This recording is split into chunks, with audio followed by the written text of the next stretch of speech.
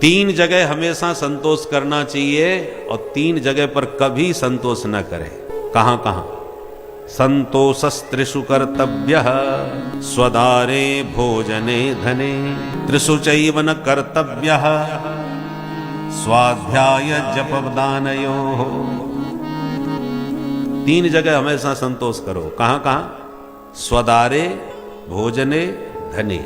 आपकी पत्नी जैसी हो, अच्छी बुरी, अपनी पत्नी के साथ ही संतोष करो, उसमें संतुष्टि रखो। पराई नारी कितनी भी सुंदर हो, कितनी भी सद्गुण संपन्न हो, वो तुम्हारे किसी काम की नहीं है, वो तुम्हारे पतन का कारण बनेगी। इसलिए स्वदारे, अपनी पत्नी में ही पूरी तरह संतुष्ट रहना सीखो। और स्व भोजने, आपके घर में जो बन रहा है उसी को मस्ती से पा करके तृप्त रहने का प्रयास करो। पड़ोसी के यहाँ बादाम का हलवा बन रहा है, कि कचौड़ी पकौड़ी बन रही है, वो तुम्हारे किस काम की भैया? उसकी ज्यादा खुशबू मत लो, तुम्हें वही खाने को मिलेगा जो तुम्हारे घर बना है। तो दूसरे के भोजन की सुगंध लेने से क्या फायदा? अपने भोजन में संतुष्ट रहो, तृप्त रहो। जितना बना सको बढ़िया से बढ़िया अपने घर में बनवाओ। तो स्वदारे भोजने और धने, तुम्हारी तिजोरी में कितना माल है वही तुम्हारे मतलब का है। दूसरों के यहां कितनी गड्डियां भरी हैं और कितने नोट हैं, वो तुम्हारी किस मतलब के भाई? पर द्रव्येषु लोष्टवत्, दूसरे के धन को पत्थर की तरह समझो, मिट्टी समझो। पर द्रव्येषु लोष्टवत्, अपने धन, भगवान ने हमको जितना दिया है हम उसमें मस्त हैं। अपने धन में संतोष करो, अपनी पत्नी में संतोष करो और अपने भोजन में संतोष करो। तीन जगह हमेशा संतोष से काम लेना चाहिए। और तीन जगह कभी संतोष मत करो। कहां कहां? स्वाध्याय जपदानयोः।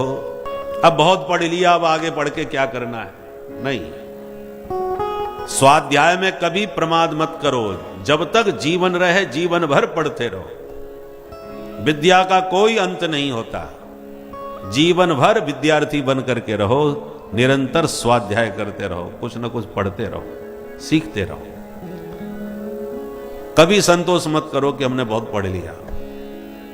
हमेशा स्वाध्याय से असंतुष्ट रहो कि हम कुछ पढ़ ही नहीं पाते।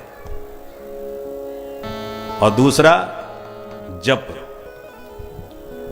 कितना भी भजन करो, भजन से कभी संतुष्ट मत रहो कि हम इतना ही माला जप लेते हैं, बस बहुत है ना, हम कुछ नहीं जप पाते।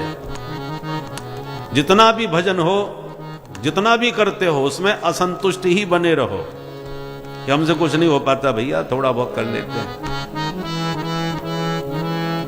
हमारे गुरु भाई 4-4 घंटे बैठ करके भजन करते हैं। समय है, अवस्था के अनुसार सब काम करना चाहिए। ये तो जीवन भर कमाते रहो, बच्चे मौज उड़ाएंगे। तुम क्या कमा करके गए? अपने लिए क्या कमाया? इसलिए प्रथमे नार्जितम विद्या, द्वितीय नार्जितम धनम और तृतीय नार्जितम पुण्यम, चतुर्थे किं करिष्यति। जीवन के 4 चरण हैं। 100 साल की उम्र है तो 25-25 के 4 विभाग कर लो। वैसे 100 साल तक पहुंच नहीं पाते, फिर भी मान लेते हैं 25 के। तो 25 वर्ष तक ब्रह्मचर्य का पालन करके खूब शास्त्रों का अध्ययन करो।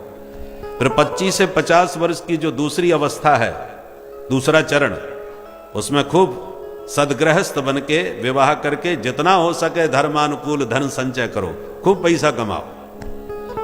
धनार्जन करने का समय है, पैसा कमाने का समय है, खूब कमाओ।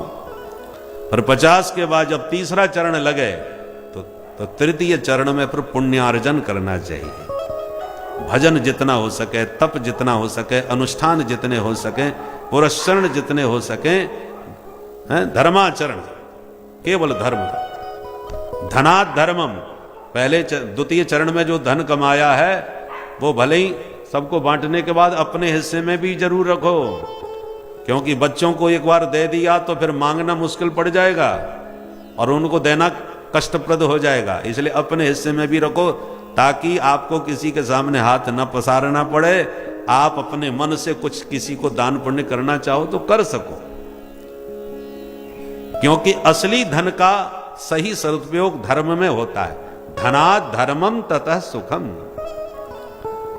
ये क्रम है। विद्या ददाति विनयम, विनयात याति पात्रताम, पात्रता धनमाप्नोति, धना धर्मम तथा सुखम। जो धन कमाया आपने 50 वर्ष की अवस्था तक, उस धन को कुछ अपने पास रखो ताकि उसका सदुपयोग कर सको, धर्म में लगा सको। ये जो तृतीय चरण है वो पुण्यार्जन का होता है, पुण्य कमाने का। क्योंकि जब चौथा चरण आएगा तो चतुर्थे किंग करिष्यति, 75 साल के बाद में तुम क्या कर पाओगे? ना भजन कर पाओगे और ना ही कुछ धन कमा पाओगे। जो कमाने की उम्र थी खत्म, जो करना था कर चुके। दिन भर गैया घास चरने के बाद फिर रात में घर में बैठ के ज्वारी करती है, उसको पचाती है। तो जिंदगी भर जो किया है उसको फिर चतुर्थ चरण में उसका चिंतन करके जितना हो सके सबसे चित्त हटा करके प्रभु के चरणों के चिंतन में लगा देना चाहिए। चौथे चरण में तो बैठ के केवल भजन करो, चिंतन करो और कुछ नहीं कर पाओगे। परंतु वृद्धावस्था में तृष्णा और बलवती होती है। वृद्धो याति गृहीत्वा दंडम तदपि न मुंचत्यासा पिंडम, भज गोविंदम भज गोविंदम गोविंदम भज मूढ़मते। भगवान शंकराचार्य जी कह रहे हैं कि चौथे चरण में बुढ़ा डंडा लेकर के चलता है, फिर भी संसार की आशा का पिंड नहीं छोड़ता। बाबा भजन करो, कहां जा रहे हो? बोले बेटा भजन ही करना है। वो करना ही क्या है, बस एक ही चिंता है, वह नातनी की शादी और निबट जाती है। करिष्यामि करिष्यामि करिष्यामीति चिंतयेत, मरिष्यामि मरिष्यामि मरिष्यामीति विस्मृतम। अरे भजन तो कर लूंगा कर लूंगा कर लूंगा करके टालता जाता है, और मरूंगा भी इस बात को बिल्कुल भूल जाता है। इसलिए चौथा चरण भगवत चिंतन के लिए रखो। कुछ भी चक्कर में न पड़ो, जो करना है अब तो मैंने कर लिया, अब बच्चों के ऊपर सर्वथा छोड़ दो। कोई चिंता अब आपको नहीं करना है। आपको बस अब तो महाप्रयाण की चिंता करना है कि कब बुलावा आ जाए और कब अपने प्यारे से जाके मुस्कुराते हुए हम मिलें। कोई बोझा अपने सिर पर लेके मत जाओ। कोई भी वासना कामना चित्त में भरी रहेगी तो दोबारा जन्म लेके फिर उस कामना की पूर्ति के लिए आना पड़ेगा। इसलिए सबसे चित्त हटा लो। विहाय कामान्य सर्वान उमाशरति निष्प्रह, निर्ममो निरहंकार सशांतिम अधिगच्छति।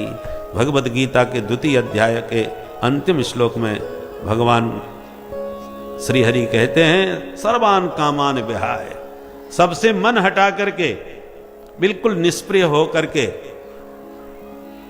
भगवान के चिंतन में लगाओगे तो सशांतिम अधिगच्छति, वो जीव परम शांति को प्राप्त करता है। इसलिए कोई कामना अपने भीतर मत रखो। कंटकेन कंटकोद्धारा, पहले बहुत सी संसार की कामनाएं थी, अब सात्विक कामना भी मत रखो कि मुझे भी भागवत करानी है, मुझे भी यज्ञ करना है, मुझे भी कुछ दान पुण्य करना है। कुछ भी कामना, अच्छी कामना भी मन में मत रखो। कामना कांटे की तरह चित्त को चुभोती हैं। मन में भागवत करने की, और नाती पोता खूब कमा रहे हैं, आपका मन है बच्चों पर इतना पैसा है तो चलो हम भी कुछ करें। अब बच्चे देना नहीं चाहते, खर्च करना नहीं चाहते, तुम्हारी कामना है भागवत कराएं, तो अब आपको कष्ट होगा। कितने नालायक हैं, इतना पैसा है फिर भी खर्च करना नहीं चाहते, मेरी एक इच्छा है ये पूरी हो जाए। तो तुम क्यों कर रहे हो ऐसी कामना भाई? इतनी कथाएं हो रही हैं, जाकर के बैठ के सुनो। यदि कथा सुनने का मन है तो तुम ही कराओगे, ऐसी कामना क्यों करो? और कामना करना है तो तब करो जब तुम्हारे पास खुद का पैसा हो। तो प्रेम से करो, किसी से मांगना ना पड़े, लेना ना पड़े। नहीं तो पता चला कि भागवत तो बोल दी, अब चंदा करते फिर रहे हैं कि पर्ची कटवा लो भैया हम भागवत कराएंगे। तुम्हारी कौन सी बापोती लगी अटकी थी भाई कि तुम्हें पर्ची ले लेकर के सबसे पैसा इकट्ठा करना पड़ रहा है भागवत? तो किसी से मत मांगो, कोई कामना वासना मन में मत रखो। जो करना है बच्चे करें, अब तो आप केवल भगवत भजन करो और वही इच्छा करो जो तुम अपने द्वारा पूरी कर सकते हो। दूसरे के पराधीन मत रहो। आशा एक राम जी से, दूजी आशा छोड़ दे, और नाता एक राम जी से, दूजा नाता तोड़ दे। साधु संग राम रंग अंग अंग रंगिए, फिर जाही विधि राखे राम ताही विधि रहिए। ऐसा मस्त जीवन बताइए।